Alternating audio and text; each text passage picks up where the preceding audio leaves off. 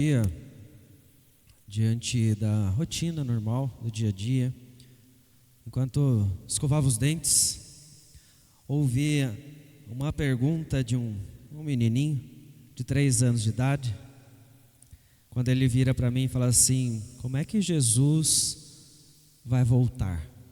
Como? E ele continuou na cabecinha dele, criando e tentando entender. E ele perguntou: onde é que ele está agora? Como é que ele vem? Onde é que ele está? Como é que nós vamos chegar no céu? E ele veio com essas perguntas, e é interessante, de analisar, porque ainda tem gente que acha que criança não entende o Evangelho, Ainda tem gente que acha que criança não se converte, pela curiosidade, pela explicação, eles vão entendendo. Ele chegou numa conclusão de que o Chase da patrulha canina vai ajudar de alguma forma, tá?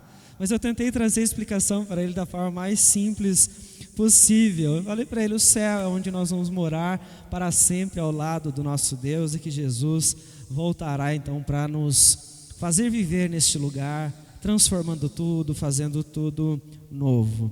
É uma resposta muito simples, Tive que tirar o Chase da história, porque ele não faz parte. Mas a cabecinha dele ele conseguiu compreender. E é uma resposta simples para uma pergunta muito complexa, Uma pergunta que às vezes é difícil da gente responder. E essa não foi a primeira vez, eu tenho certeza que não vai ser a última. E por conta disso eu preciso estar preparado. As perguntas vão vir quando eu menos esperar. Estava escovando os dentes e ele me trouxe essa pergunta. Eu nem estava pensando nisso, estava naquela correria de se preparar para levar para a escola, ir na rotina de casa. De repente ele veio e eu pensei: o que eu vou responder nessa hora? Não tem muito tempo, As perguntas vêm nessas horas, É na rotina, que acontece então as perguntas talvez até mais importantes de serem explicadas. E piores virão, tenho certeza disso. Perguntas mais difíceis estão por vir, e eu vou precisar explicar, apesar de toda a complexidade que ela tem. Eu não posso hesitar. Eu não posso deixar de dar uma resposta. É o Evangelho sendo colocado ali. É a verdade sendo ensinada na rotina, no comum do dia a dia, seja ali, seja numa conversa no carro, no levar para a escola, seja no café da manhã. Esses momentos eles vão mudando, Mas o que é interessante é que a cada resposta que nós damos, reações vão surgindo, e essas outras perguntas vêm. Por vezes elas são positivas, as reações, mas algumas elas vão trazer para nós dificuldades. Elas vão gerar sobre nós agressividade, elas vão gerar sobre nós opressão, vão gerar sobre nós calúnias. Talvez você já conheça o nome do jovem Charlie Kirk.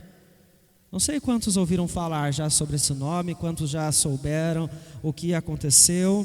Um jovem que teve a sua vida retirada enquanto falava para centenas de pessoas sobre algumas verdades.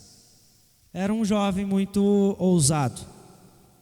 Ele levantou uma bandeira para defender a sua fé e lutar contra uma cultura que está se espalhando pelo mundo, pelas universidades, está destruindo as verdades cristãs, que eram até muito tempo atrás base de muitos países.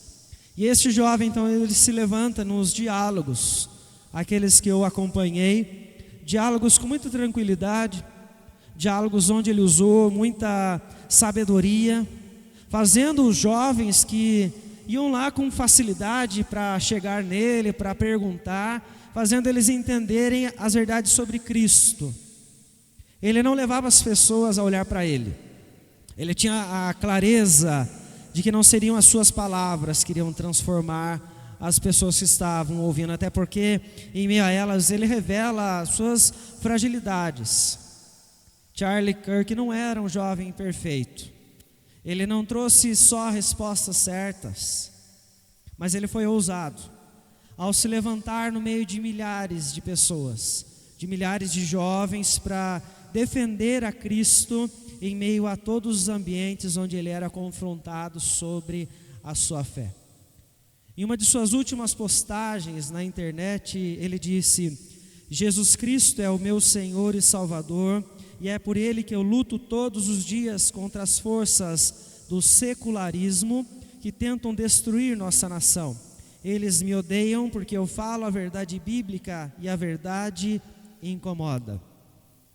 Este jovem teve a sua vida então tirada por alguém que não concordava com a sua fala, que não concordava com as verdades, a maneira, com a sua postura, com as suas defesas, com o padrão de família que ele tinha, porque esta é a realidade. A verdade bíblica, ela sempre irá incomodar o coração dos pecadores e vai gerar reações. O que nós precisamos então pensar nesta noite é se nós estamos prontos para os confrontos, se nós estamos de fato com o nosso coração disposto a vivenciar os confrontos que esta geração, neste secularismo, está promovendo contra a sua fé. Porque o coração, então, de quem se posiciona deve estar pronto para viver a vontade de Deus, independente de qual ela seja para nós. Mas como é que alguém nesta geração, em meio a tanta hostilidade, vai se submeter mais a Deus do que temer a este mundo? Do que temer então toda a acusação, toda a calúnia que se levantar. E é entendendo uma coisa apenas, que o amor, ele só será vivido graças ao próprio amor. E eu quero convidar os irmãos a abrir a palavra do Senhor no primeiro livro dos Reis, para nós pensarmos um pouco sobre isso. Primeiro livro dos Reis, capítulo 3, nós faremos a leitura do versículo 3 até o versículo 15.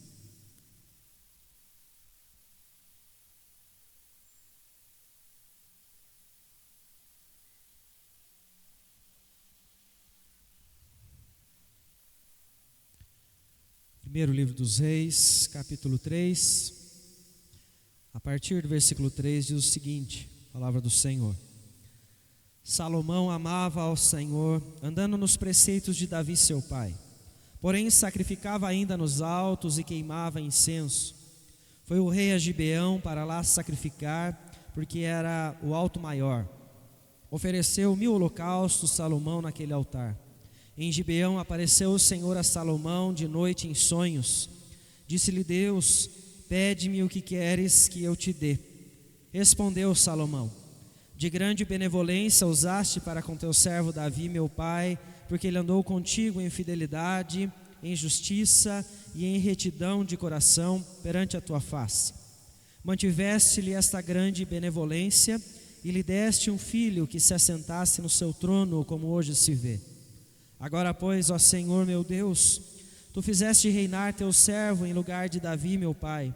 Não passo de uma criança, não sei como conduzir-me. Teu servo está no meio do teu povo que elegeste, povo grande, tão numeroso que não se pode contar. Dá, pois, ao teu servo coração compreensivo para julgar a teu povo, para que prudentemente discirna entre o bem e o mal. Pois quem poderia julgar a este grande povo? Essas palavras agradaram ao Senhor por haver Salomão pedido tal coisa. Disse-lhe Deus: já que pediste essa coisa e não pediste longevidade, nem riquezas, nem a morte de teus inimigos, mas pediste entendimento para discernires o que é justo, eis que faço segundo as tuas palavras. Dou-te coração sábio e inteligente, de maneira que antes de ti não houve teu igual, nem depois de ti o haverá. Também até o que não me pediste eu te dou, tanto riquezas como glória, que não haja teu igual entre os reis por todos os teus dias. Se andares nos meus caminhos e guardares os meus mandamentos e os meus estatutos, como mandou Davi teu pai, prolongarei os teus dias. Despertou Salomão, e eis que era sonho. Veio a Jerusalém, pôs-se perante a arca da aliança do Senhor, ofereceu holocaustos, apresentou ofertas pacíficas e deu um banquete a todos os seus oficiais. Vamos orar mais uma vez ao Senhor. Querido Deus, em nome de Jesus, perante mais este trecho da Tua Palavra que nós pedimos, que o Senhor fale ao nosso coração, que o Senhor nos edifique, que o Senhor nos desperte, que o Senhor nos dê este entendimento necessário para podermos viver em meio a esta geração, Senhor. Sabemos que nós somos o povo que o Senhor chamou para viver neste tempo. Nós somos o povo que deve se posicionar em favor da verdade.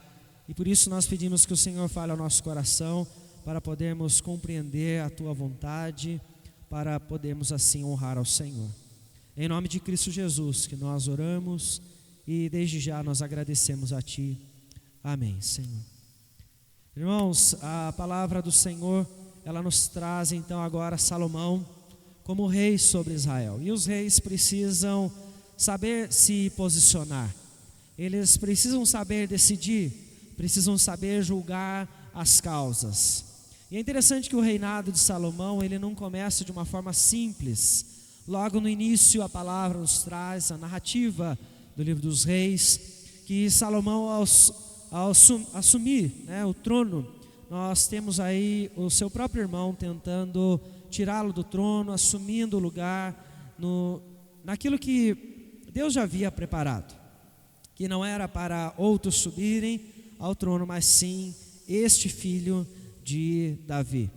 E por conta disso, no meio do reino, no meio da família, as dificuldades surgem para que Salomão direcione o povo, para que Salomão tome as decisões corretas.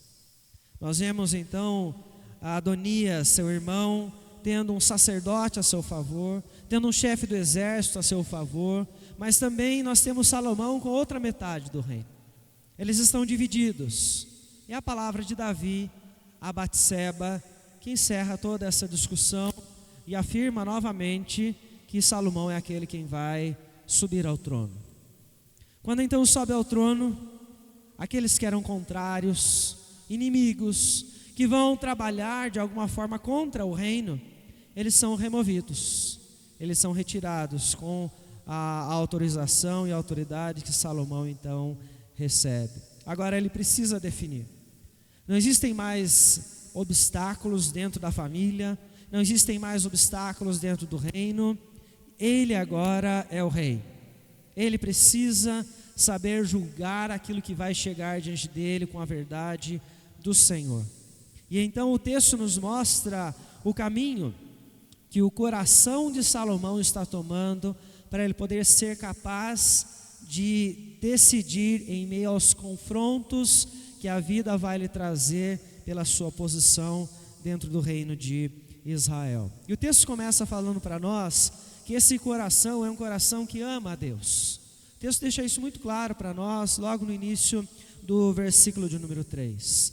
Então para que alguém possa enfrentar os confrontos, viver esta realidade de hostilidade, julgar as causas, precisa então amar a Deus. Isso é essencial na vida de qualquer pessoa.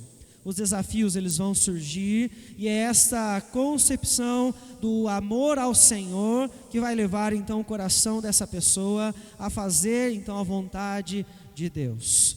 Mas o que nós não podemos esquecer é que o amor de Salomão não é fruto da sua vontade. Então não é mérito de Salomão o fato do texto dizer que ele amava a Deus, mas este amor ele é resposta da graça divina sobre a sua vida. Isto ecoa o texto de 1 João. 1 João capítulo 4, versículo 19, vem falar que nós só amamos a Deus porque Ele um dia nos amou primeiro. E esta é a verdade que está inserida na vida de Salomão, porque o que está acontecendo nele é resultado da palavra de Deus perante as alianças.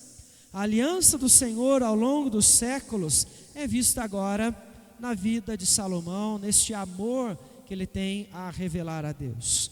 Nós sabemos que desde o início o Senhor está fazendo alianças com os seus servos.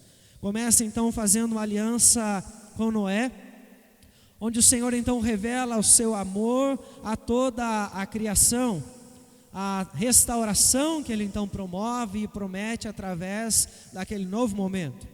Temos uma aliança feita com Abraão, onde o amor de Deus agora é direcionado a um povo específico, aos hebreus, aqueles que nasceriam então de Abraão. Na sequência da história, você tem também a aliança feita por Deus com Moisés, agora através da lei, que revela o amor de um Deus santo, de um Deus que quer viver com o seu povo também nesta santidade. Mas aí você chega à aliança que Deus faz com Davi, uma aliança que revela agora o amor de Deus para sempre, pelo reinado eterno que Davi então simboliza em meio a toda a história de redenção. Salomão está assumindo o trono de Israel dentro de toda essa história, em meio a este relacionamento com o Deus da aliança, com este Deus que se revela aos seus e cumpre a sua parte sempre com muita fidelidade, demonstrando ao mundo o seu amor, a toda a criação, a sua ação para redimi-lo e a sua ação graciosa em meio a cada geração que nasce e cada geração que por vezes afirmava que o amava, mas nem sempre assim permanecia em sua presença. Todas essas alianças, elas vão afunilar para se cumprir em Cristo Jesus. Porque Cristo Jesus é a maior demonstração do próprio amor de Deus à criação, em meio à santidade, em meio à vida que o Senhor então traz para o seu povo. É Cristo Jesus quem vai nos ensinar de fato o que é amar, como este amor deve ser revelado em nós. Então o amor de Salomão nesse texto, ele é apenas reflexo de tudo que Deus está fazendo na história, mas é um amor imperfeito que vai apontar então para Cristo Jesus, para as promessas do Senhor em meio ao Messias que no tempo dele ainda haveria de vir. Este coração cheio de amor por Deus é necessário. É necessário para que alguém possa estar pronto para julgar as causas. É necessário para que alguém esteja pronto para os confrontos que virão na vida, que é exatamente isso que Salomão então precisa na sua história, no seu reinado. O que você precisa pensar então com relação a isso é como é que você está construindo este coração pronto para a vida cristã. Como é que você tem encaminhado para que o seu coração esteja de fato no momento certo, preparado para qualquer julgamento que você tenha que trazer sobre as questões que vão então surgir diante da sua vida. Isso nos dá então o entendimento de que este amor que nós temos, de nós que amamos ao Senhor, ele não vem de nós. Portanto, a cada instante que você está demonstrando o seu amor a Deus, você deve não se engrandecer, não olhar para si mesmo e dizer, olha como eu sou bom e quanto eu amo a Deus. Não, tudo que você está fazendo pelo Senhor é porque Deus, pela sua aliança, está então demonstrando o seu próprio amor. Antes do que você faz, Deus já havia demonstrado esse amor por nós. Por isso, em todas as alianças, nós vemos esta manifestação de Deus, inclusive na aliança agora em Cristo Jesus. Nós vemos Deus manifestar o seu amor por nós. Você ama a Deus? No seu coração está hoje pronto para os confrontos, porque você já compreendeu de fato este amor do Senhor? Se a sua resposta é sim, é porque você já é alvo desse amor do Senhor. Em você já há fruto da ação de Deus, para que você viva o amor do Senhor manifesto em todas as alianças ao longo de toda a história. Como é que você está representando isso? Vindo hoje à casa do Senhor, para cultuar a Deus, para separar o dia santo ao Senhor, para cultuar ao Senhor junto com o seu povo.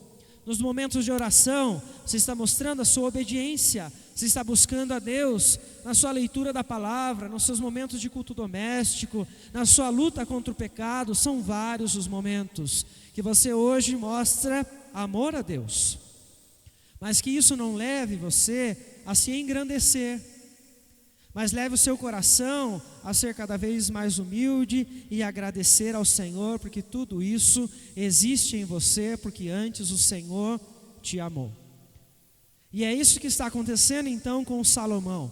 Este homem que agora afirma que não passa de uma criança, vai precisar julgar, vai precisar enfrentar os confrontos da sua geração, os confrontos do seu mundo, mas ele é alguém que ama a Deus.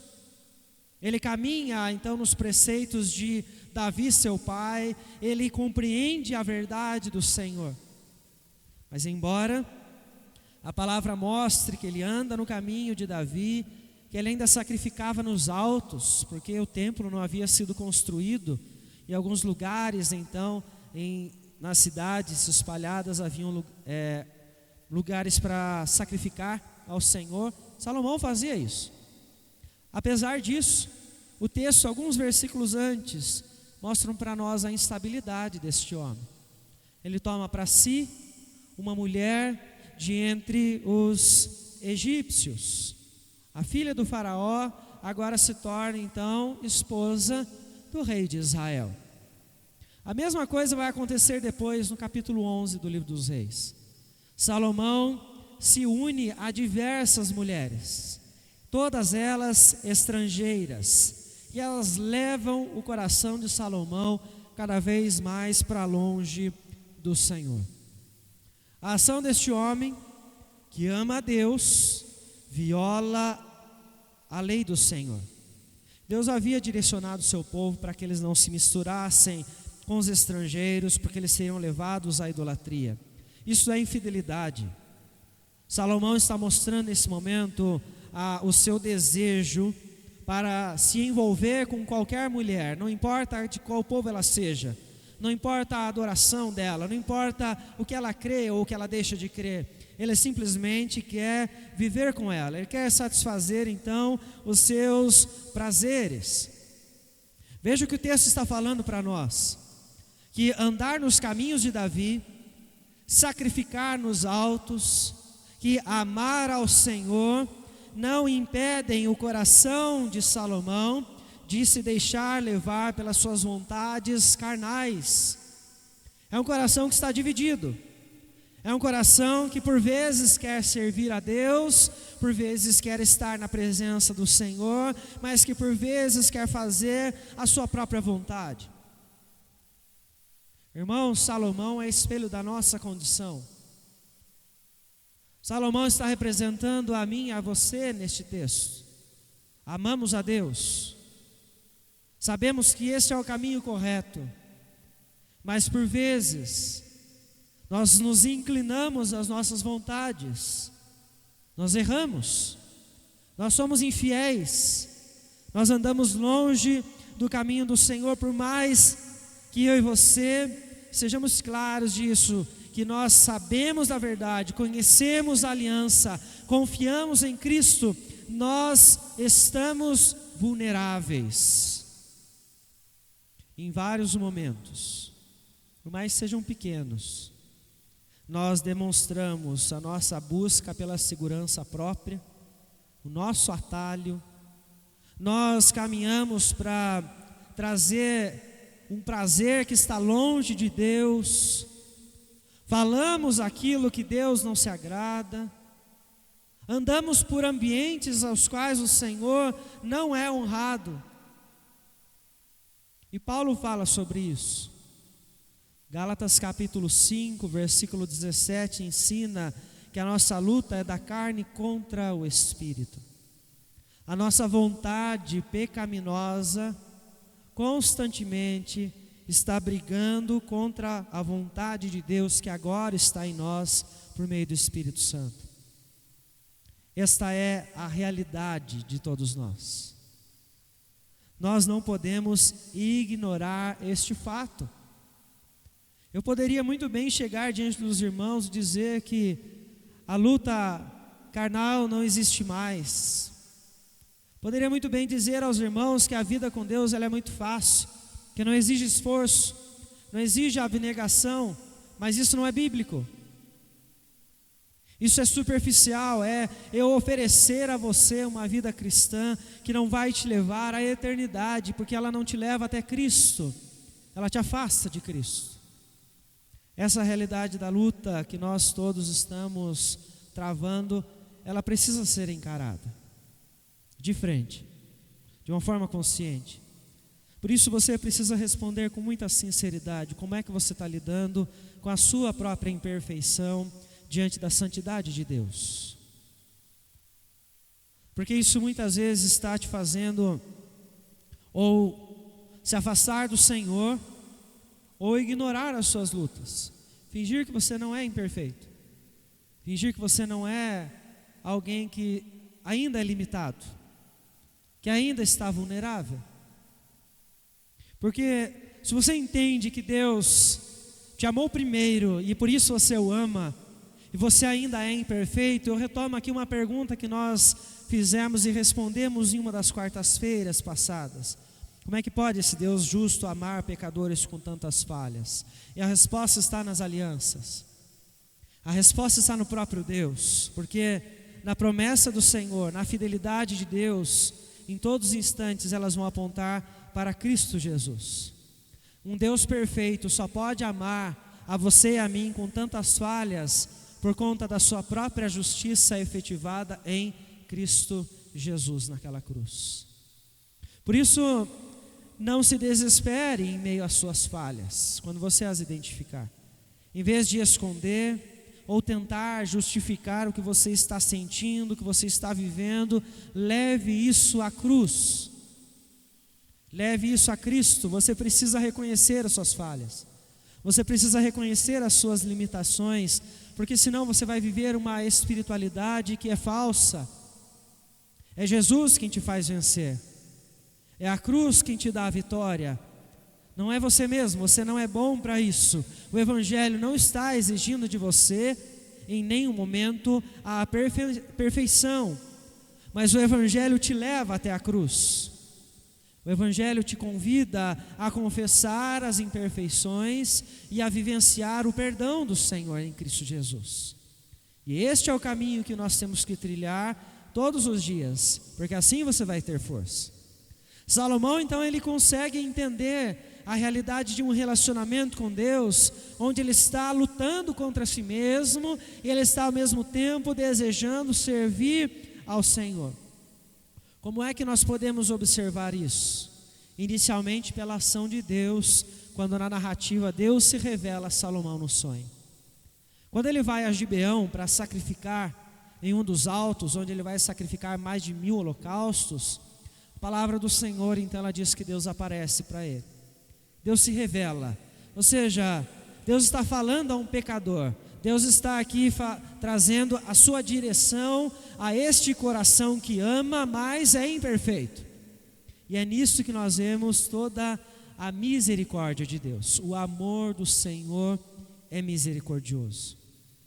Muitas vezes você conheceu o amor de Deus, mas de um Deus que falaram para você que era carrasco, de um Deus que estava disposto a te punir a cada momento em que você então errava, de um Deus que não te dava uma segunda chance, de um Deus que estava te condenando a cada momento em que você então dava um passo para fora do caminho.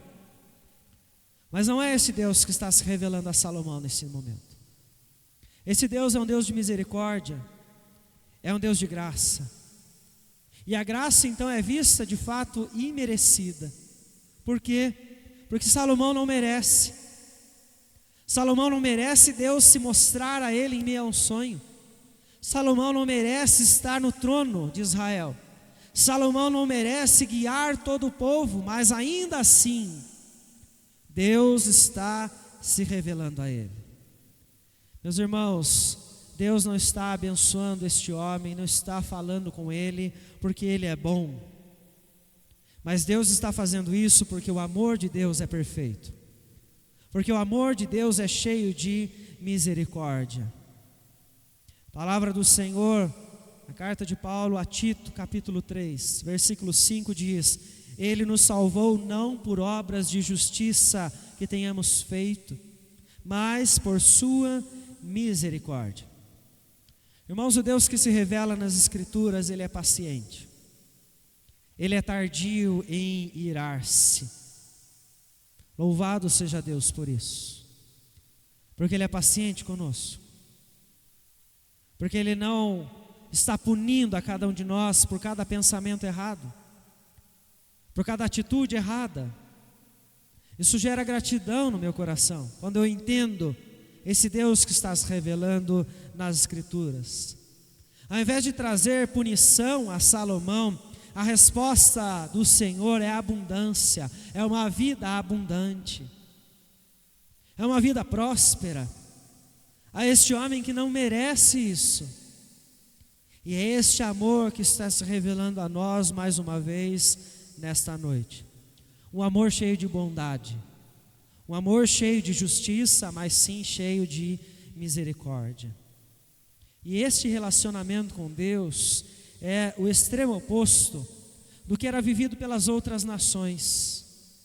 Quando você olha para o texto, quando o profeta Elias vai oferecer um holocausto ao Senhor e Deus vai se revelar naquele momento com fogo, você observa como é que as outras pessoas que estão longe de Deus estão vivendo a sua espiritualidade. O alto flagelo dos profetas de Baal é apenas uma demonstração. Eles se machucavam para que Baal os respondesse, porque é um Deus punitivo, é um Deus que tem exigências que levam ao sofrimento do ser humano, para que ele possa ser respondido, para que ele possa então ser atendido. É esse tipo de Deus que as pessoas estão vivendo por aí, porque elas não entendem a misericórdia, elas não entendem a graça, então elas estão achando que elas precisam se punir. Elas estão vivendo com um Deus que está exigindo delas ações que nem elas mesmas são capazes de realizar para então receber as bênçãos de Deus. O Senhor abençoa porque Ele é gracioso. O Senhor cuida porque Ele é bondoso. O Senhor atende os nossos pedidos. O Senhor livra a cada um de nós porque Ele é misericordioso e não porque nós merecemos isso. Nós vemos que o Senhor está nesse momento nos fazendo pensar então sobre como nós estamos reagindo com o que nós temos. Você tem sido abençoado por Deus. O fato de você estar aqui já é sinal desta bênção do Senhor, de saúde, de vida.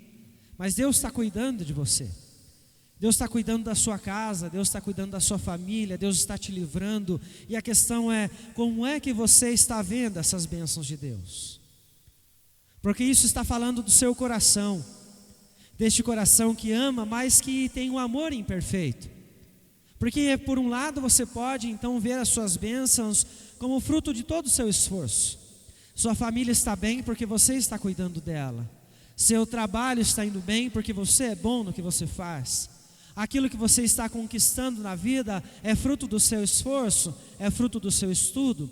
Você está vivendo com Deus porque você vai à igreja, porque você é bom nisso, porque você é dizimista, porque você é fiel. Você pode colocar a culpa toda em você. Entendendo então que o fruto desta vida cheia de bênçãos é porque você está trabalhando para isso. Ou você pode entender que tudo que acontece na sua vida, que todas as bênçãos que você recebe são a manifestação da graça e da bondade de Deus. Como é que você vê as bênçãos que estão chegando à sua casa? Que em meio a tudo que você está vivendo, você aprenda a descansar em Deus. Porque as lutas elas surgem, as tribulações elas estão vindo. Mas em meio a tudo isso, há misericórdia em Deus ainda sobre nós. E é por isso que nós estamos aqui. E é por isso que nós podemos louvar a Deus. É por isso que nós estamos reunidos nesta noite, para nós podermos levantar as mãos aos céus e adorar a este Deus grandioso e misericordioso que ainda nos fortalece. Não se deixe levar pela culpa, não se deixe levar pelo desânimo. Lembre-se do perdão de Deus, que a todo momento é oferecido em Cristo Jesus. Quando você então acordar amanhã pela manhã e você observar as bênçãos de Deus nos pequenos detalhes, louve ao Senhor. Levante as mãos aos céus e agradeça a Deus por cada minuto de vida que você está recebendo, por cada bênção que Deus está derramando sobre a sua família, sobre cada livramento que Deus está trazendo, porque isto é sim sinal da misericórdia de Deus. O Senhor fala a Salomão: peça-me o que você quiser e eu te darei. E é interessante que a resposta de Salomão nesse sonho é uma demonstração de que aquele coração que ama, ainda que de forma imperfeita, ele está lutando para viver em dependência e em submissão diante de Deus. Nós sabemos o contexto, né? Conhecemos a narrativa. Ao invés de ele pedir bens materiais, a morte dos inimigos, riquezas, este homem pede apenas uma coisa: um coração sábio, para que ele saiba o momento certo, a maneira correta de como responder aos confrontos que ainda virão sobre ele, os julgamentos que ele terá que fazer, as direções que ele terá que dar para todos aqueles que chegarem então diante dele. Mas isso não surge por acaso. Salomão então ele diz ao Senhor que Deus foi benevolente para com seu pai Davi, e todos nós conhecemos a história de Davi. Ela não é uma história cheia de vitórias porque aquele homem foi bom a todo tempo, não. Davi foi um rei muito falho. Se nós olhássemos hoje, Davi talvez estivesse sendo apedrejado pela igreja, inclusive, né? Por tantos erros que ele cometeu. Mas o que é que Deus faz com Davi? Deus restaura, Deus continua usando aquele que viveu a traição dos seus filhos, aquele que traiu a sua própria esposa, aquele então que passou por perseguição pelo seu próprio filho, porque teve incesto dentro de casa, ou seja, foi um caos. Mas Salomão está reconhecendo nesse texto: Senhor, o Senhor foi benevolente para com meu pai, o Senhor não abandonou o meu pai. E é através desta consciência que Salomão está louvando a Deus, está pedindo: Senhor, seja benevolente, seja bondoso para comigo agora, porque eu não passo de uma criança, e eu não sei como é que eu vou julgar as pessoas, eu não sei como é que eu vou reinar. Veja então como é que este coração que ama a Deus está vivendo.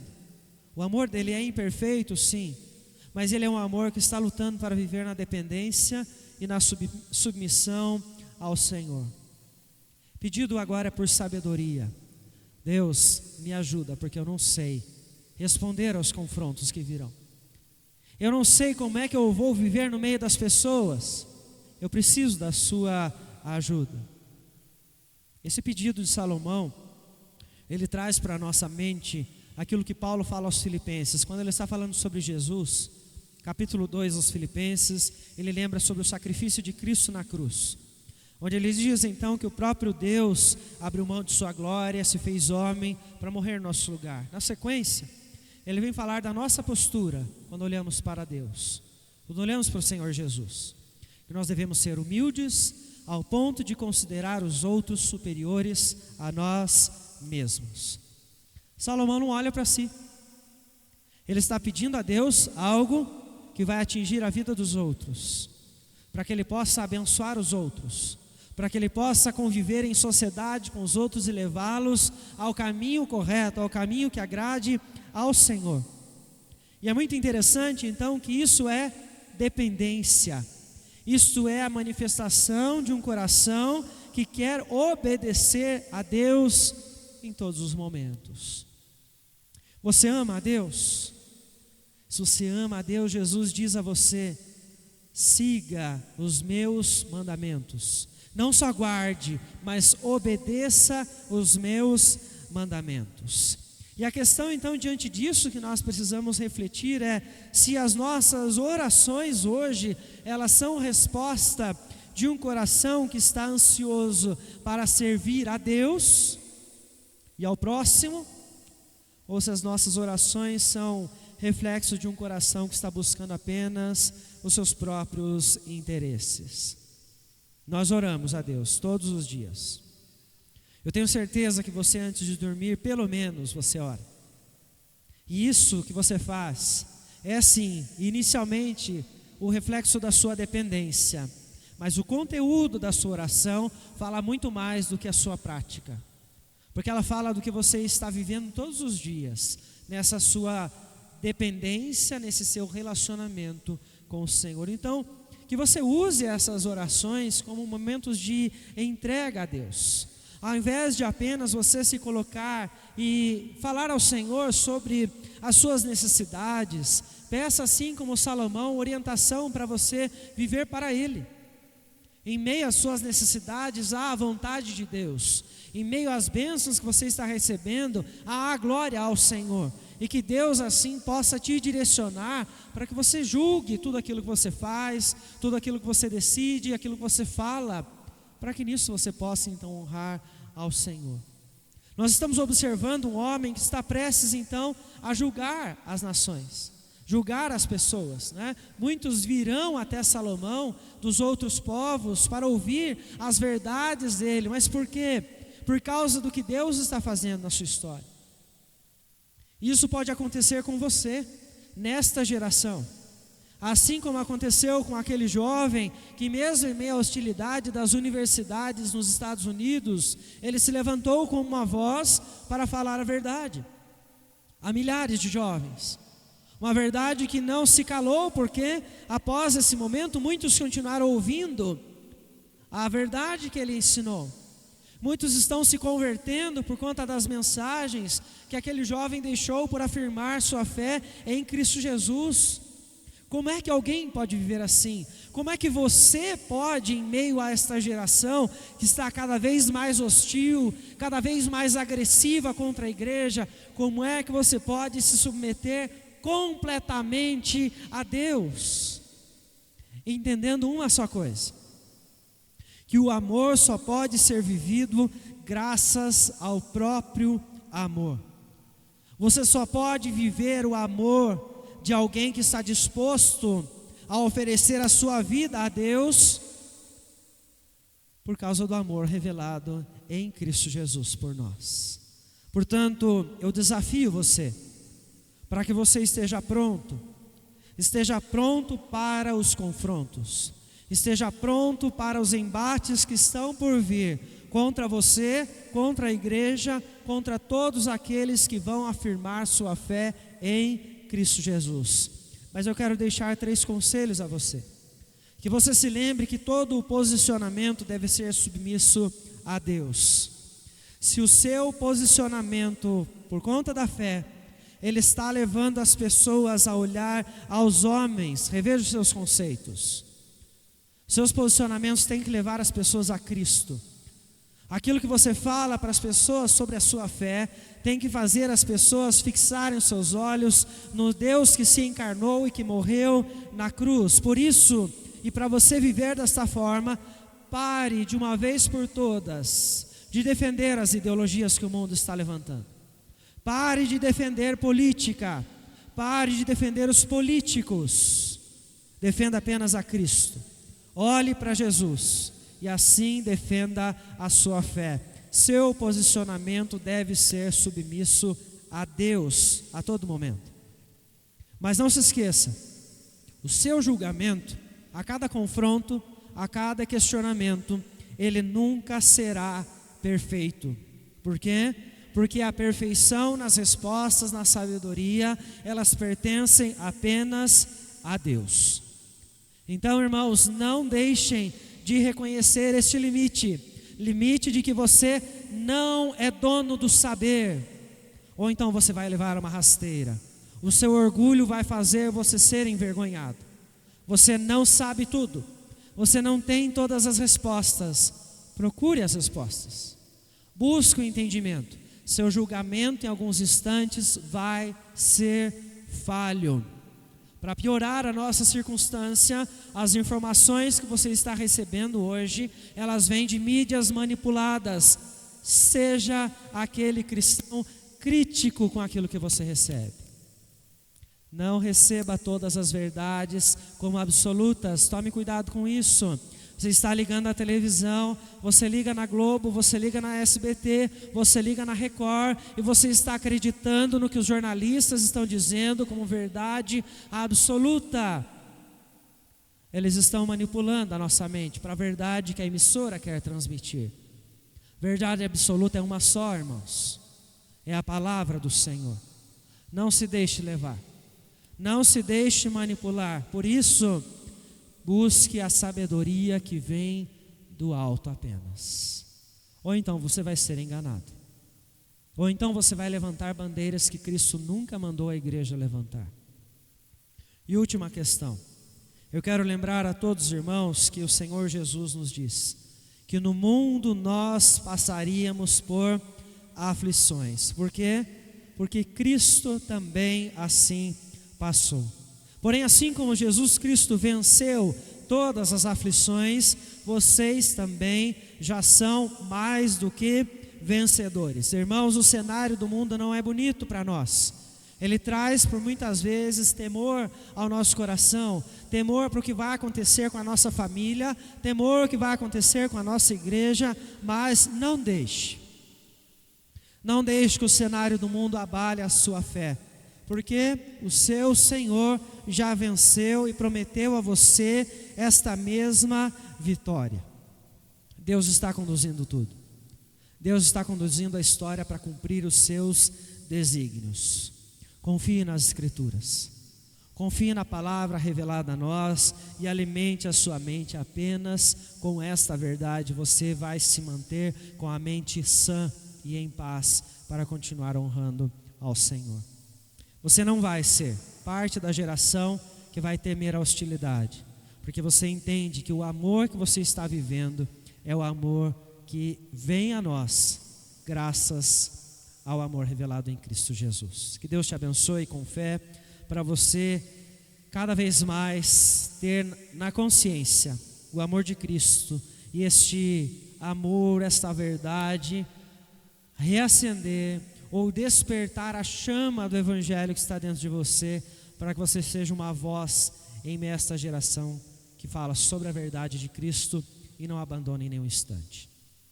Quero convidar o grupo de louvor que vem à frente e aos irmãos a se colocarem em pé para nós louvarmos ao nosso Deus nesta certeza de que Jesus nos convida a uma vida com Ele para todo sempre.